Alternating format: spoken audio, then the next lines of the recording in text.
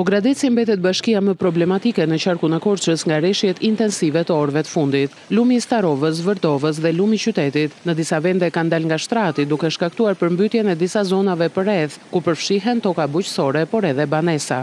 Kanë mbytur lumi fare, ka hyrë prarat. Asnjë ishte vetë mendje këtu. Buçake, grure, tërë. Jo marrë përpara për mbytje paqë dorë nga shtrati. Ka 3 javë duhet të marrë një masë të vinë të marrë të pastrojnë.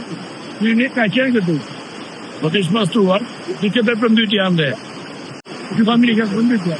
Ate të përmbytje ato. Ata dine që të pastruar, batë të pastruar. Ka fermuar lumi se mështë. Ne, mësërim në të shkëtia që nga, ja i mbiti të pinë për shemen. Në teren ka forca të shtuara të punonjësve të bashkisë dhe ekipeve të emergjencave, të cilët janë duke ndërhyrë në disa prej zonave për të normalizuar situatën.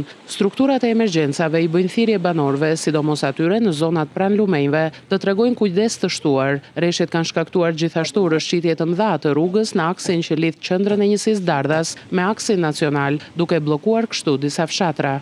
Deme më të mëdha ka 2 lumenjt, po edhe i qytetit ka probleme, të 3 lumenjt kanë probleme, si që ishin edhe në përmbytjen që u bërë në parë, në Rëmenj, në Vërdovë, edhe në lumin e qytetit. Këtu ndodhemi në Beragosh, ku si që shikoni, është shembur një pjesë e rrugës, edhe ne njerë kemi erdhur dhe po unë jam edhe vetë këtu për të drejtuar këto punime, për të hapur këtë aks rrugor, që t'ju vinë më ndirë banorëve. Sigurisht kjo është një emergjencë, po më tej do bëhet edhe një rrugë me rregull. Ekipet e emergjencave të bashkisë Pogradec do të vijojnë të jenë në teren pasi parashikohet që rreshtet të vijojnë edhe gjatë pasdites.